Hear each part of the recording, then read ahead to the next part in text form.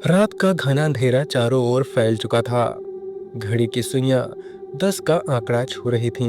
मैं, रमेश कुमार, सड़कों का वो पुराना राही जिसने पिछले 15 वसंत इन्हीं रास्तों पर बिताए हैं। मुंबई की चमचमाती रोशनियों को पीछे छोड़ दिल्ली की ओर बढ़ने से पहले अपनी साथी सी बन चुकी एलपीजी ट्रक की हर छोटी बड़ी नसनाड़ी को टटोला और ये सुनिश्चित किया कि रास्ते में ये मुझे सनम बेवफा की तरह धोखा नहीं देगी। ये मेरी रोजमर्रा की आदत थी। रात की कालिमा में सफर करना मेरे लिए किसी कविता से कम नहीं था। सूनी सड़कों पर गूंजती इंजन की धुन, बरगद के पेड़ों से टकराती शीतल बयार और रेडियो पर बजते वो पुराने नगमे, ये सब मिलकर मेरी रात को संगीतमय बना देते। लेकिन कभी कभी यही एकांत मन में एक अजीब सी दहशत भी भर देता, खासकर तब जब ट्रक राह के घने जंगलों और सुनसान पहाड़ी दर्रों से होकर गुजरती।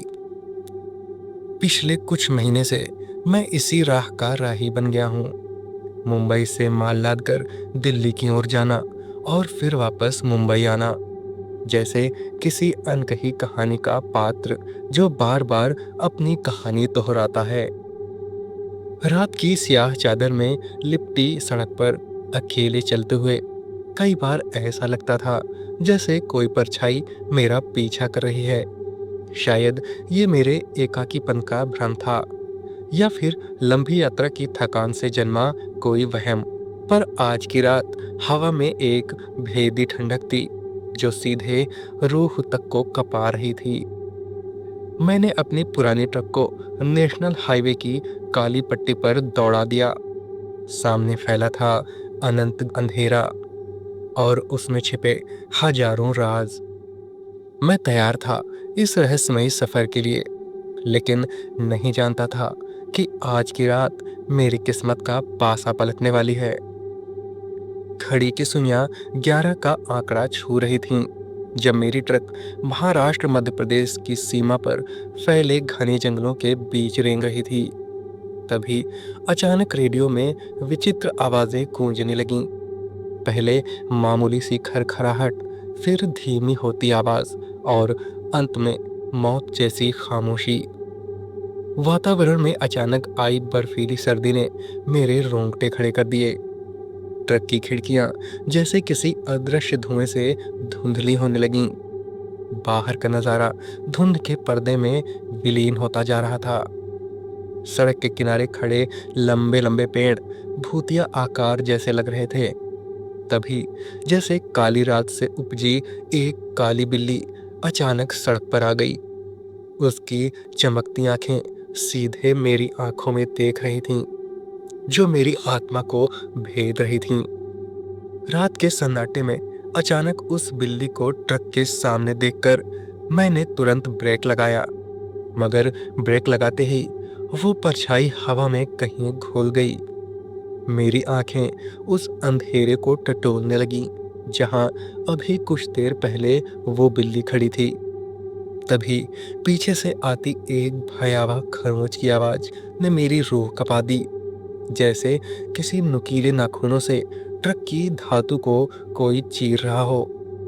आवाज सुनकर जब मैंने साइड मिरर में देखा तो जो दृश्य मैंने देखा वो देखकर मेरी खिड़की बन गई। मैंने देखा एक अजीब सी आकृति मेरे ट्रक के पीछे सरक कर आ रही थी। वो ना तो मानव लग रही थी और ना ही पशु।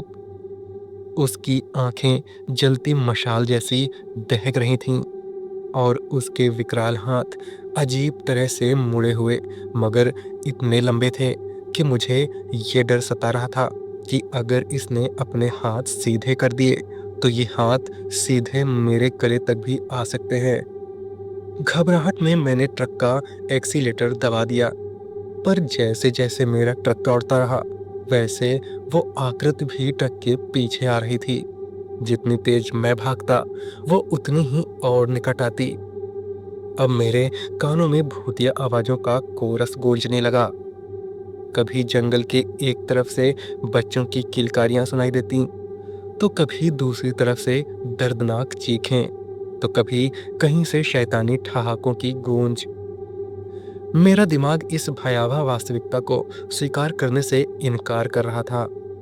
ये सब कुछ एक बुरे सपने जैसा था, लेकिन मैं जानता था कि ये कोई सपना नहीं है, बल्कि कड़वी हकीकत है। सड़क अब और भी सुनसान होती जा रही थी। मेरी ट्रक की हेडलाइट्स भी धुंध के कारण धीमी पड़ने लगीं, जिस वजह से ट्रक को ज़्यादा रफ्तार में चलाना भी मुश्किल हो रहा था। मैं बस भगवान को याद करते हुए ट्रक आगे बढ़ाए जा रहा था। फिर कुछ आगे जाकर दूर कहीं से एक धुंधली सी रोशनी दिखाई दी। शायद वो कोई गांव था। मैंने सोचा वहां जाकर रुक जाऊंगा, लेकिन जैसे जैसे मैं उस रोशनी की तरफ बढ़ रहा था, वो और दूर होती जा रही थी। तभी मुझे सड़क के किनारे एक महिला खड़ी दिखाई दी। उसने सफ़ेद साड़ी पहन रखी थी और उसके हाथ में एक छोटा हैंडबैग था।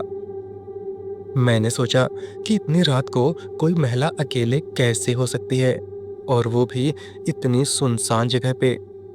मेरा दिल कह रहा था कि आगे बढ़ जाऊं, लेकिन मानवीय संवेदना के कारण मैंने ट्रक उसके पास ले जाकर रोक दी। फिर मैंने अपना सर खिड़की से बाहर निकालते हुए उससे पूछा कि कहाँ जाना है। उसने धीमी आवाज में कहा कि उसे अगले गांव तक जाना है। मैंने उसे ट्रक में बैठने को कह दिया, मगर दोस्तों, जैसे ही मैं उससे ट्रक में बैठने के लिए बोलकर वापस सामने की तरफ मुड़ा, तो मैंने देखा कि मेरे बगल वाली सीट का दरवाज़ा खुला हुआ था और वो औरत ऊपर चढ़ रही थी। ये देखकर एक पल के लिए तो मैं सकपका गया। मेरे मन में यही सवाल चल रहा था कि भला इतनी जल्दी कोई ट्रक के एक तरफ से दूसरी तरफ कैसे जा सकता है, और मुझे दरवाज़ा खुलने की कोई आवाज़ भी नहीं आई। खैर, वो ट्रक में बैठ गई। उसके बैठते ही ट्रक में एक अजीब सी ठंडक फैल गई। एयर कंडीशनर बंद होने के बावजूद मुझे कपकपी महसूस हो रही थी। मैंने उससे बात करने की कोशिश की, लेकिन वो चुप रही। ऐसा लग रहा था जैसे उसे किसी अनजान से बात करने में परहेज हो। मैं मन ही मन सोच रहा था, मैडम को अनजान ट्रक में बैठने से परहेज नहीं है, मगर बोलने में इज्जत जा रही है। खैर, मैंने भी अपने ट्रक पर ध्यान दिया और अब मुझे थोड़ा अच्छा भी महसूस हो रहा था, क्योंकि अब मैं ट्रक में अकेला नहीं था। मेरे साथ कोई और भी था, और वो भी एक खूबसूरत औरत। ट्रक चलाते चलाते जब मेरी नज़र अचानक साइड मिरर पर पड़ी, तो मेरा सर भारी हो गया। मैंने साइड मिरर में देखा तो उसका प्रतिबिंब नहीं दिख रहा था। फिर जब मैंने उसकी तरफ देखा तो उसका चेहरा मेरी ही तरफ था और वो अजीब ही तरीके से मुस्कुरा रही थी। तभी मुझे एक हंसी की आवाज़ सुनाई पड़ी। वो हंसी इतनी भयानक थी कि मेरे रोंगटे खड़े हो गए। पर ताज्जुब तो इस बात का था कि वो औरत तो सिर्फ मुंह बंद करके मुस्कुरा रही थी, फिर ये हंसी की जोरदार और दिल दहला देने वाली आवाज़ कहाँ से आ रही थी। तभी मैंने कुछ ऐसा देखा जिसने मेरी रगों में दौड़ता खून बर्फ बना दिया। मैंने देखा उस औरत के पीछे से एक चेहरा झांक रहा था, एक बेहद भयानक चेहरा, बिल्कुल सड़ा गला जिसमें मक्खियां भिन-भिना रही थीं और चेहरे पर हजारों कीड़े रेंग रहे थे। उसकी आंखें खून की तरह लाल थीं और उसके दांत नुकीले हो गए थे। मैं चीख पड़ा और ब्रेक लगाने की कोशिश करने लगा, लेकिन दोस्तों, ब्रेक काम नहीं कर रहे थे। ऐसा लग रहा था कि मेरा ट्रक भी अब उसी चुड़ैल के फेवर में हो चुका था और उन दोनों ने मिलकर मुझे ऊपर पहुंचाने की भीष्म प्रतिज्ञा ले ली थी।